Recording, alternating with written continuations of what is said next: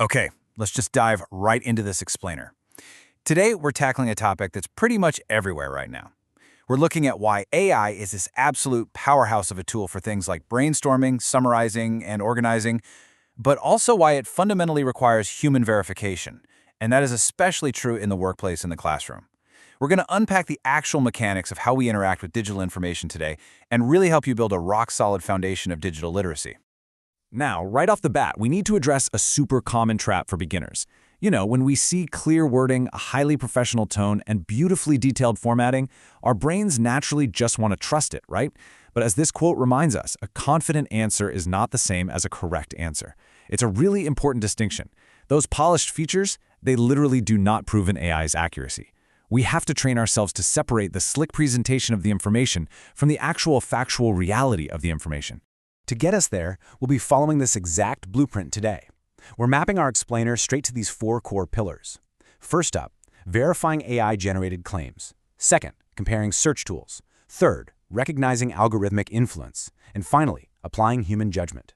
So let's jump right into Section 1, verifying AI-generated claims. Here, we'll look closely at how to spot when an AI might be leading us down the wrong path, and more importantly, what we can do about it. The absolutely crucial thing to understand here is this concept called an AI hallucination. This happens when an AI tool spits out information that's incorrect, fabricated, or just entirely misleading.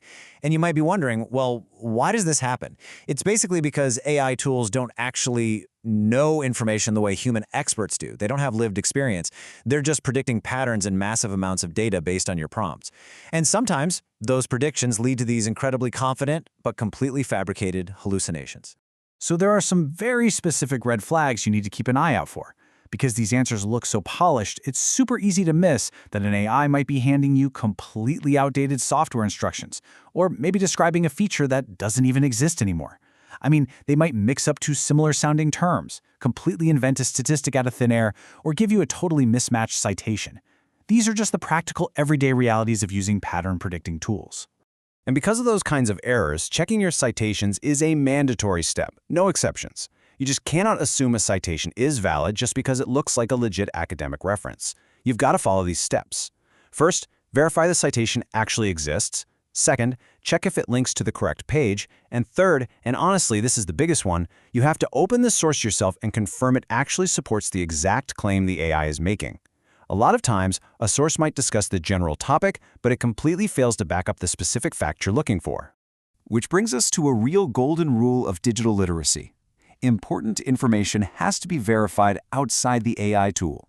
You must cross-reference it with official documentation, library databases, and original materials.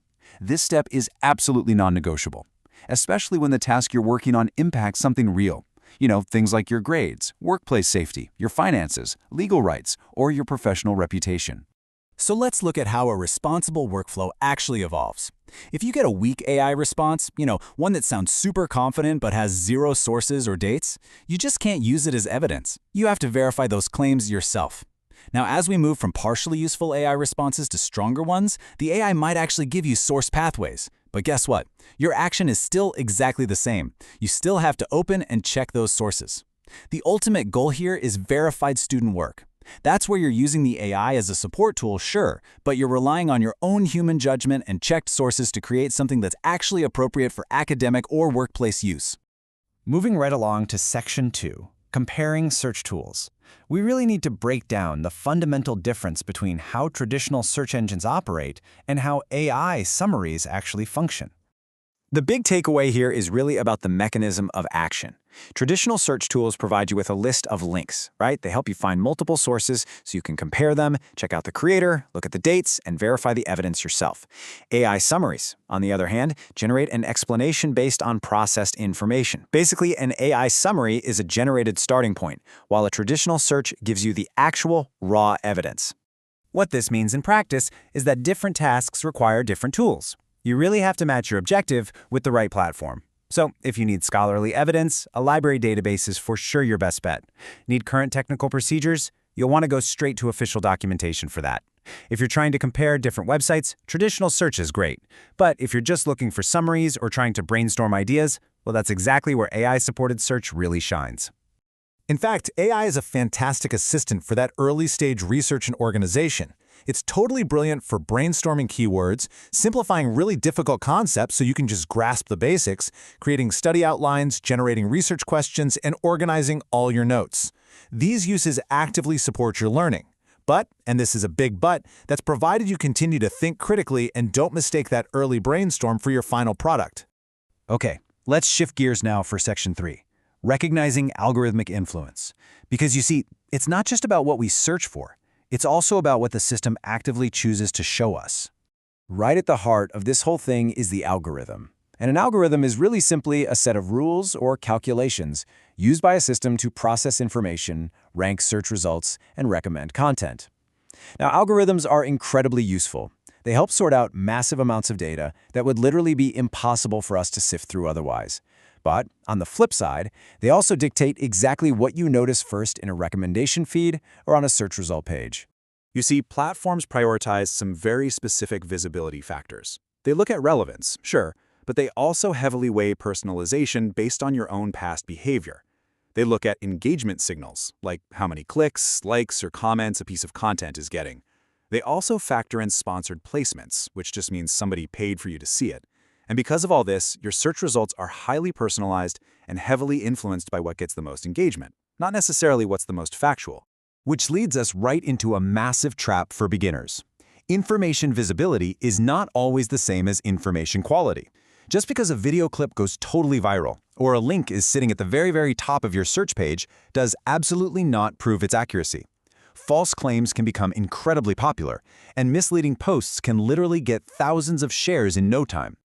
And that brings us perfectly to Section 4, applying human judgment. Because algorithms are filtering what we see, and AI can hallucinate facts out of thin air, your ultimate safeguard is applying your own human reasoning. So before you hit submit on a college assignment, or before you share a finding with your boss in a meeting, you really must pause and ask yourself this one fundamental question. Is the information actually ready to use? Like, have I actually done my due diligence here? And to answer that, you just run through these 4 human judgment checks. First, is it accurate? Second, is it relevant to my specific task? Third, is it complete enough or is it missing some crucial details? And fourth, is the context clear? See, information might be completely 100% accurate, but it could be totally inappropriate or incomplete for your specific workplace setting. And that is exactly why human review is absolutely mandatory. You really have to build a habit of comparing secondhand information directly against trusted originals. AI, answers, summaries, screenshots, those are all secondhand.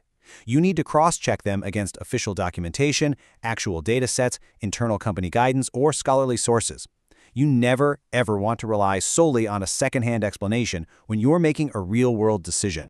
And this is especially critical when we're dealing with high-stakes topics.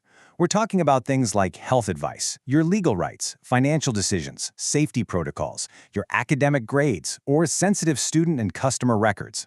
When you're dealing with areas that have actual real-world consequences, you simply cannot rely on casual websites or unsupported AI summaries. No way. Which establishes our golden rule for digital literacy today. Always scale your source checking to match the risk of the decision. A quick class discussion post, that might just need a basic source check. But a major financial, legal, or workplace decision, that requires official sources, much deeper verification, and sometimes even consulting a qualified professional. Okay, so how do we actually put all of this into practice? By following this simple, responsible decision checklist. Before you use information, make sure you know exactly where it came from. Check the date and the context. Actually go and open the source. Compare the claims against reliable sources, understand the limits of what you're reading, and ensure you're following all citation and privacy rules. If you do all of this, you're treating AI as an assistant rather than a final authority, and that's exactly where you want to be. To wrap up our explainer today, I really want to leave you with this final thought. Saying the AI said it does not remove your responsibility. In the real world, whether you're in an academic setting or a professional workplace, inaccurate information costs money, it wastes time, and it severely damages trust. You are the final filter. You hold the responsibility for what you share. So the question you have to ask yourself every single time you interact with these incredible tools is this: are you verifying your answers?